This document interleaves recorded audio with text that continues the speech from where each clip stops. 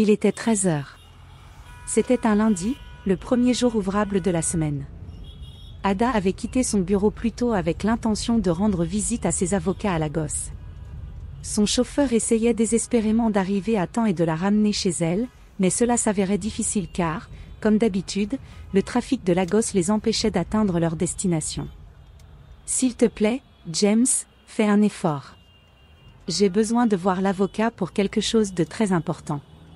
Si nous perdons trop de temps dans les embouteillages, il aura déjà quitté son travail lorsque nous y arriverons, dit Ada à son chauffeur. J'essaie, ma chère, le trafic est vraiment mauvais, mais je vais essayer de vous y amener à temps, répondit James. Il aperçut bientôt une ouverture dans la route congestionnée et décida de l'exploiter. C'est ainsi qu'il réussit à arriver au cabinet de l'avocat à 13h30. Merci beaucoup, James, dit Ada en descendant de la voiture. Elle entra dans le bureau de Baraike, qui l'attendait déjà. Es-tu sûr de ce que tu t'apprêtes à faire? Cela pourrait créer des divisions entre toi et ton mari. S'il découvre que tu as fait cela, il sera vraiment en colère. Tu dois y réfléchir soigneusement. Si j'étais mariée et que ma femme faisait ce que nous sommes sur le point de faire, je la chasserais. Si je découvre que le parcours que tu entreprends n'est pas bon, je te conseillerais de revenir en arrière et de reconsidérer tes démarches. Pas que nous ne soyons pas allés trop loin, dit l'avocat à Ada. J'ai pris ma décision et il n'y a pas de retour en arrière. Je t'ai donné le mandat d'exécuter ce que je te demande. Tu es mon avocat et tu dois faire ce que je dis. Sinon, je devrais chercher un autre avocat pour m'aider à faire ce travail. Très bien, mais comment sais-tu que ton mari veut vendre la maison? T'a-t-il parlé de cela? As-tu demandé combien cela coûterait? Bara demanda. Oh, tu poses trop de questions. Bara, j'ai dit que je veux acheter la maison puisque mon mari l'a mise en vente. C'est mon mari et il m'a dit qu'il veut vendre la maison. Notre fils est vraiment malade et nous voulons l'emmener à l'étranger pour un traitement médical. C'est pourquoi il vend la maison, afin de sauver la vie de notre fils. Cependant, je veux être celle qui achète la maison.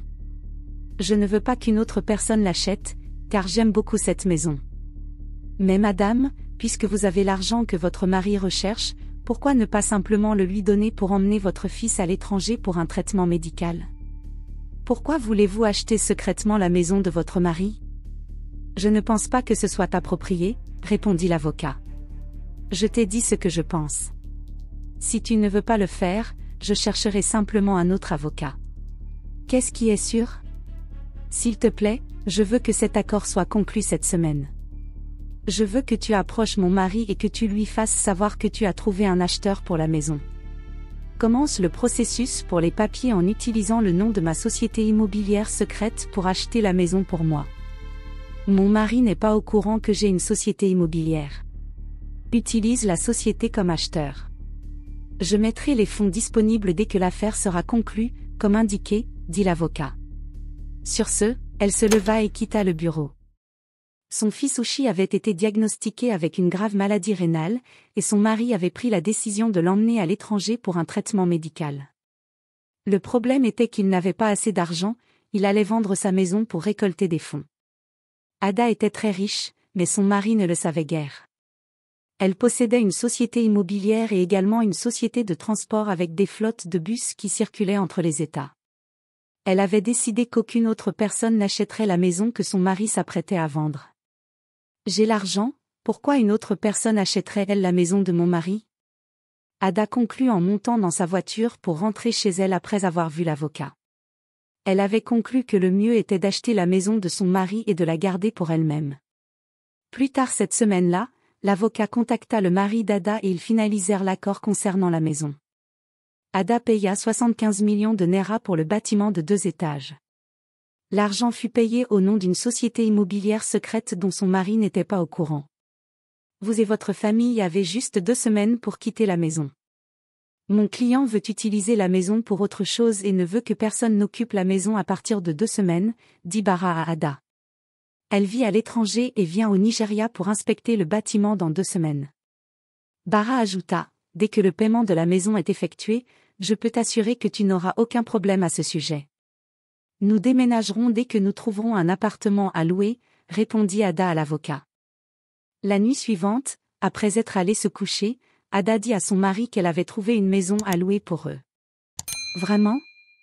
Où est la maison? Demanda son mari. Elle est située à Lagos.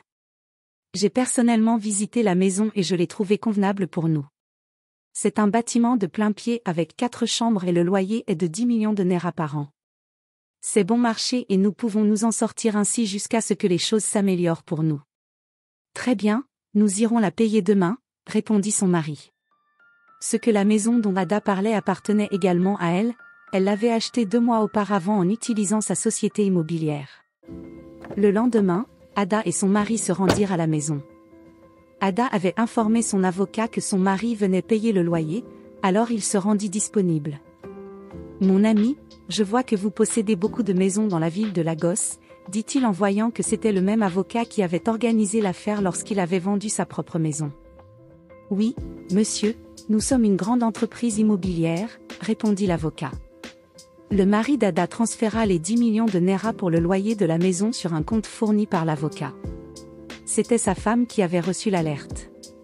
Le lendemain, Ada et sa famille s'installèrent dans le bâtiment et c'est ainsi qu'Ada devint la propriétaire de la maison de sa propre famille. J'espère que mon mari ne découvrira pas, pensa Ada. Même s'il le découvrait, elle s'en fichait tout simplement. Le plan pour emmener Ushi à l'étranger pour le traitement avait commencé sérieusement. Il devait être emmené en Inde où les médecins de Lagos l'avaient référé.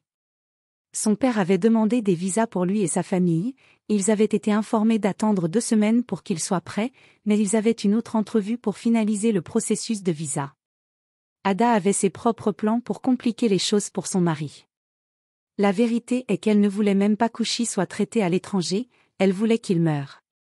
Elle décida de prendre des mesures pour saboter le voyage. Un après-midi, elle prit son téléphone et appela un chef de gang présenté par un ami dans la ville de Lagos. « J'ai un travail pour toi, » dit-elle au téléphone. « Je viens de quitter mon lieu de travail et me rendre à ma société immobilière où j'ai aussi un bureau. Où puis-je te rencontrer? Je suis prêt à faire le travail, mentionne simplement ton emplacement et je te rejoindrai là-bas, » répondit le chef de gang. « Viens me donner un coup de fil une fois que tu es là, je te dirai exactement où me rencontrer. » Je serai dans ma voiture en train d'attendre, ajouta Ada. Elle prit son sac à main et sortit du bureau. Son chauffeur l'attendait déjà dans la voiture. Elle ouvrit la portière et prit le siège passager, puis demanda au chauffeur de partir. Une fois hors de la porte, elle demanda au chauffeur de se garer au bord de la route pour qu'elle puisse attendre quelqu'un. Il ne fallut pas longtemps avant que le chef de gang n'arrive. « Je suis ici, où puis-je te trouver ?» dit-il d'une voix forte. « Regarde à ta gauche, je peux te voir. Tourne simplement, tu verras une Jeep noire garée sur le bord de la route. » Peu de temps après, le chef de gang frappa au pare-brise teinté de la voiture et Ada ouvrit la portière pour le laisser entrer. « Je veux que tu enlèves quelqu'un et je veux que le travail soit parfaitement fait, sans erreur. Fais-le demain matin à 8h du matin. » Dès qu'il s'assit dans la voiture, le chef de gang dit « Ne t'inquiète pas, donne-moi simplement les détails dont j'ai besoin. Donne-moi l'adresse de la personne, une photo de la personne, 3 millions de naira et le travail sera fait immédiatement, » répondit Ada avec un sourire malin. « J'ai 2 millions de naira ici. Une fois le travail fait, je te donnerai le million restant. La personne que je veux enlever est un membre de la famille et s'appelle Ushi. Il ira à une entrevue de visa demain, il est actuellement à l'hôpital pour recevoir un traitement. Cependant, tu devras te tenir dehors de l'hôpital pour pouvoir le récupérer dès que mon mari le quittera de l'établissement. Voici le nom de l'hôpital, mon fils quittera l'endroit demain à exactement 8h du matin. Pas d'erreur, enlève seulement lui et non mon mari. Une fois le travail fait, appelle-moi et je te donnerai d'autres directives, ajouta Ada en mâchant du chewing-gum et en faisant des bulles. Très bien, considère que c'est fait, dit le chef de gang en partant avec un sourire après avoir pris l'argent laissé dans le coffre de la voiture. Ada rentra chez elle en étant conduite par son chauffeur. Elle vit son mari rassembler ses documents en préparation de l'entrevue de visa le lendemain. « As-tu vu tous les documents ?» demanda-t-elle à son mari. « Pourquoi ? Je lui sers le repas cette nuit, oui mon chéri, je prie juste pour que nous obtenions le visa après l'entrevue. Le garçon a passé beaucoup de temps à l'hôpital et il a beaucoup souffert, je ne peux pas attendre pour lui donner l'aide dont il a besoin en Inde, sa condition de santé m'inquiète, répondit-il. Et cela l'a sauvé à travers la soupe et le fouet, ajouta-t-il. Il lui donna un morceau de viande qu'elle mâcha avec bonheur. Je prie aussi pour qu'il obtienne le visa, le garçon a tellement souffert et j'ai pitié de lui chaque jour, je ne veux pas qu'il meure, c'est un garçon si adorable, dit Ada en s'asseyant à côté de son mari avec les mains sur son épaule. Ils avaient beaucoup traversé depuis qu'Ushi tomba malade et il avait l'air stressé. En allant se coucher cette nuit-là, Ada envoya un message à James pour s'assurer qu'il n'y aurait pas d'erreur dans l'opération. Je ne veux pas que cette opération échoue, c'est très important pour moi et beaucoup d'argent sera gagné grâce à cela. Assure-toi de ne pas te tromper pour moi. Rappelle-toi de l'hôpital dont je t'ai parlé.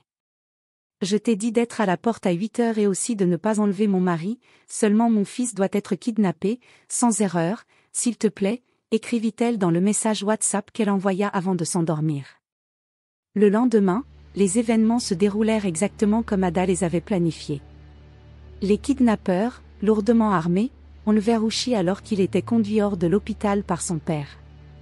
Dès qu'il fut kidnappé, Ada transféra le numéro de téléphone de son mari au kidnappeur avec des instructions claires pour qu'il demande une rançon de 60 millions de Naira. Dites-lui d'envoyer 60 millions de Naira en espèces et son fils sera libéré, sinon il ne reverra jamais son fils. Dites-lui de ne pas impliquer la police, dit Ada dans un message qu'elle envoya à James. Il était frustré lorsque les kidnappeurs l'appelèrent. Il se précipita chez lui et s'assit en larmes sur un des canapés du salon. Une main lui couvrait le menton, il était une ombre de lui-même. Il pensait avoir vendu sa maison pour récolter de l'argent afin de traiter son fils. Les kidnappeurs demandaient maintenant de l'argent et son esprit était brisé. Comment puis-je leur donner le même argent que je suis censé utiliser pour emmener mon enfant à l'étranger pour un traitement médical ? C'est tellement douloureux et le garçon est malade. Il ne peut pas passer plusieurs jours dans le repère des kidnappeurs, il va mourir si je le laisse là, dit-il à sa femme ce soir-là. Oh mon Dieu, pourquoi fais-tu ça ? Oh non, mes ennemis ont enfin réussi, c'est tellement triste, mais mon cher mari, si tu me demandes, je dirais, donnons-leur cet argent, je ne veux pas que mon fils meure, il est si précieux pour moi et tu le sais. S'il te plaît, envoie-leur les 60 millions de Naira, il vaut mieux l'avoir vivant avec nous que de le laisser mourir dans le repère des kidnappeurs. Envoie-leur demain matin, nous trouverons finalement un autre moyen de récolter des fonds pour son traitement, dit Ada à son mari les yeux pleins de larmes. Bien sûr, des larmes de crocodile. Oh ma femme, s'il ne meurt pas dans le repère des kidnappeurs, mais je dois réfléchir à cela, ajouta-t-il soigneusement. Ce soir-là, ils ne dormirent pas du tout. Je vais leur donner l'argent, je n'ai pas d'autre choix parce que je ne veux rien que de mal arriver à notre fils. J'irai à la banque, encaisserai l'argent et l'enverrai, dit-il. Tôt le matin, il était assis au bord du lit tandis que sa femme était assise à côté de lui, la tête baissée, de manière mélancolique. C'est tellement amer et impuissant, dit-il. Je suis tellement triste en ce moment, 60 millions de Naira, c'est une somme énorme, mais nous ne pouvons rien faire. Ils nous ont avertis de ne pas impliquer la police, dit Ada en sanglotant, mais dans son cœur, elle riait en réalité de son mari. Elle avait juré de le conduire à sa perte et de progressivement en faire une procuration. Je serai prudente, mon amour, laisse-moi partir, je te tiendrai au courant, ne t'inquiète pas, tout ira bien, dit-il. Il alla dans le placard, en sortit une chemise et un pantalon, s'habilla et partit. Il conduisit à la banque, encaisse l'argent, le chargea dans un grand sac et se dirigea vers l'adresse que les kidnappeurs avaient indiquée. Une fois arrivé à l'endroit, il sortit son téléphone et appela les kidnappeurs. « Je suis ici avec l'argent, dit-il, s'il vous plaît, je dois que vous libériez mon fils maintenant. » Mais le chef de gang lui répondit rapidement qu'il n'était pas en position de leur dire quoi faire. « Vous ne pouvez pas nous commander, nous sommes en charge ici. Nous pouvons vous voir, nous savons où vous vous trouvez. Déposez simplement le sac d'argent et reculez progressivement. Ne faites rien de stupide, car si vous essayez d'être malin, nous vous finirons, menaça-t-il. James déposa rapidement le sac d'argent et fit ce qu'il était dit. Quand allez-vous libérer le garçon ? Il est malade et il ne peut pas passer une autre nuit avec vous. J'ai besoin de l'emmener à l'hôpital pour un traitement, s'il vous plaît, pouvez-vous le libérer afin que je puisse y aller avec lui ? J'ai apporté l'argent, il n'est pas nécessaire de garder le garçon, demanda-t-il avec une voix émotive, mais ils ne lui accordèrent aucune attention. Vous ne pouvez pas nous dicter quoi que ce soit, répondit le kidnappeur.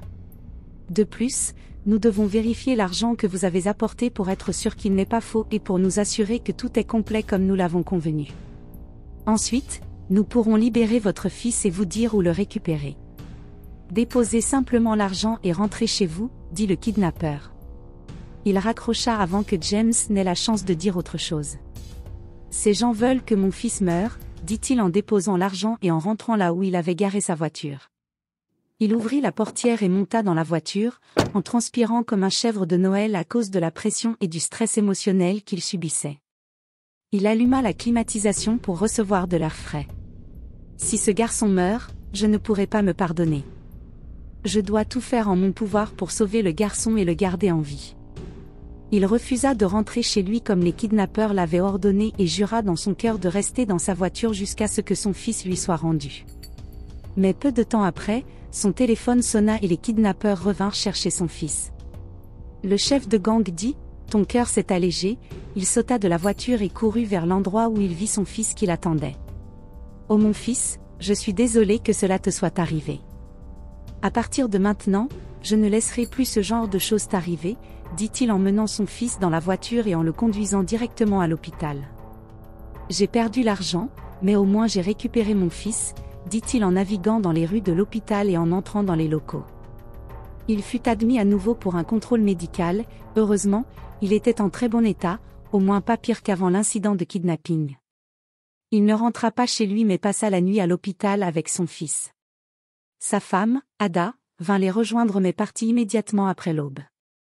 Le lendemain, tandis qu'il commençait à planifier comment récolter des fonds pour le traitement de son fils, il dit « Je veux vendre les actions que je possède dans ma société.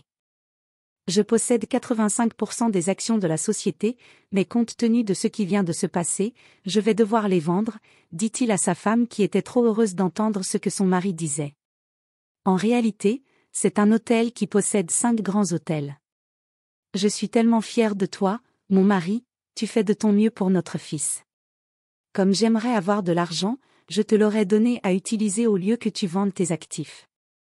Cela me rend si triste, mais Dieu sait mieux, s'exclama Ada en planifiant déjà comment acheter les actions que son mari s'apprêtait à vendre.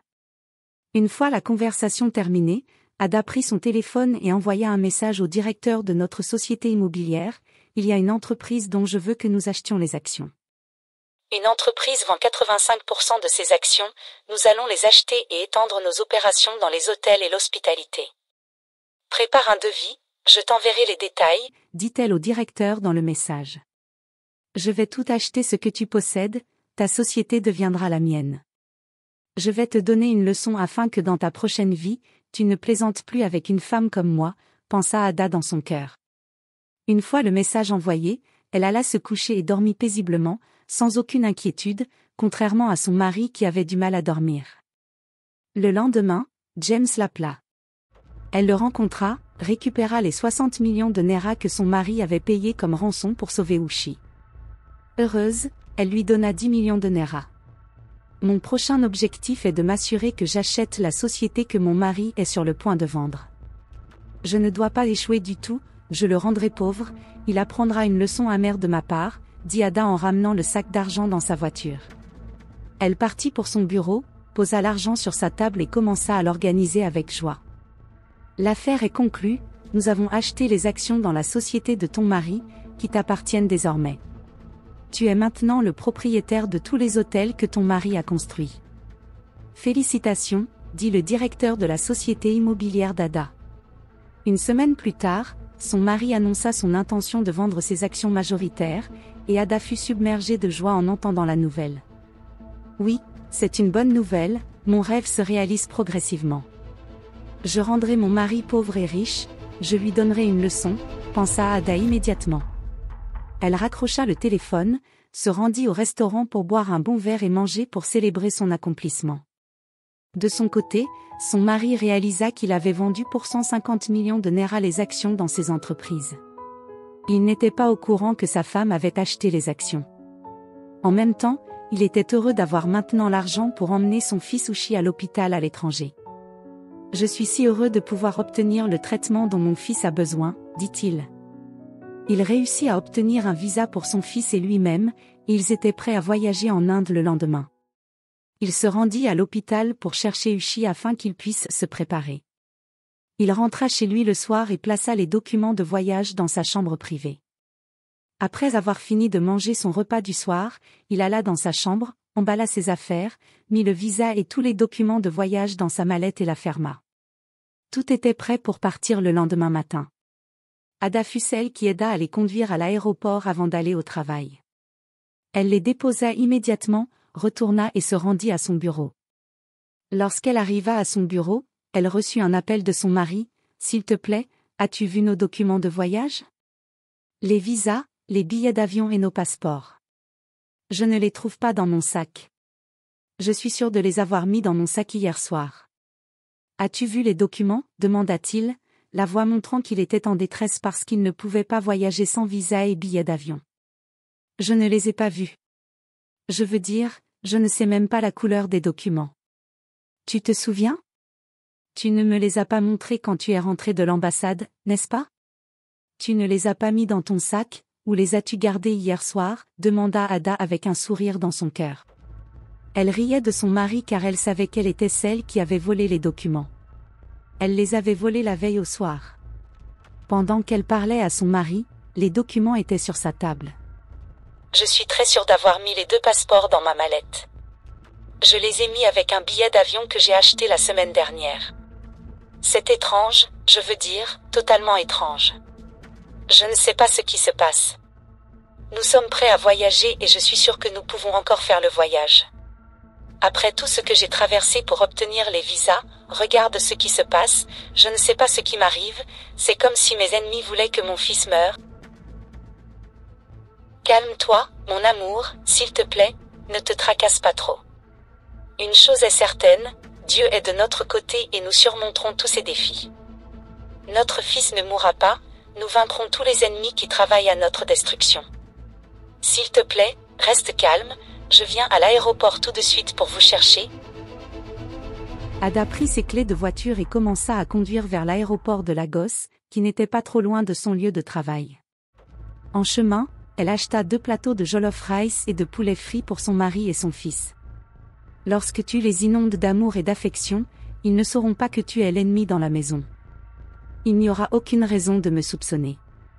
Tu gères tout sous leur nez, mais ils ne pourront jamais savoir que tu es celle qui est derrière tous leurs problèmes, pensa Ada en conduisant vers l'aéroport. Elle appela son mari et il sortit du hall de l'aéroport avec son fils et monta dans la voiture avec elle. En rentrant à la maison, ils cherchèrent partout les documents de voyage, mais ils ne les trouvèrent nulle part. Ils avaient disparu, c'était étrange. Je n'ai jamais vu ce genre de choses avant. C'est arrivé comme par magie, dit-il. Je vais demander un autre visa, rien ne m'empêchera d'obtenir un traitement pour mon fils à l'étranger, dit-il en se serrant contre Ada. Ce soir-là, plus tard dans la nuit, quand Ada cuisait dans la cuisine, elle sortit les documents et les plaça sur la cuisinière à gaz et les brûla en cendres. Les visas, les billets d'avion et les passeports furent réduits en cendres dans la cuisine. Quand j'aurai fini avec toi, tu ne joueras plus avec une femme comme moi dans ta prochaine vie. Tu fuiras quand tu verras une femme comme moi, tu prendras la fuite quand tu verras une femme appelée Ada, dit Ada en balayant les cendres de la cuisine et les jetant dans la poubelle. Une fois qu'elle eut fini, elle prit son téléphone et appela le chef de gang. J'ai un travail pour toi ce soir, je veux que tu viennes chez nous avec ton gang. Ne fais de mal à personne, mais assure-toi de voler le téléphone de mon mari et sa carte. Tu dois venir comme des braqueurs armés. Je vais intentionnellement laisser la porte et les portes ouvertes pour vous. Il y a une énorme somme d'argent sur le compte de mon mari et je veux que nous la volions en utilisant son téléphone et sa carte. Une fois que tu auras volé ces 2 choses, je te donnerai son code PIN et d'autres détails bancaires. Tu devrais venir vers minuit, dit Ada. Très bien, considère que c'est fait, répondit James. James aimait toujours les affaires d'Ada car elles lui rapportaient beaucoup d'argent. Ada alla se coucher sachant qu'elle avait invité des braqueurs armés chez son mari, tandis qu'Ashi alla se coucher sans savoir qu'Ada avait invité des ennuis dans la maison. L'électricité avait été coupée et tout était sombre. Il était maintenant 2h47 du matin et Ada était éveillée. Elle avait dormi vers 21h et, en dormant, elle avait conditionné son cerveau à respecter les braqueurs armés. Mais plusieurs heures plus tard, ils n'étaient toujours pas arrivés. Que se passe-t-il? Qu'est-ce qui retient Aki et son gang? Je pensais qu'ils seraient déjà là, il est presque 3h du matin et ils ne sont pas venus, se demanda Ada. Elle se leva doucement et sortit du lit, emportant son téléphone. Elle alla dans la salle de bain pour se rafraîchir. C'est alors qu'Aki et son gang avaient déjà pénétré dans la maison. Si vous voulez la suite de cette histoire, dites-le moi en commentaire. Merci. À bientôt.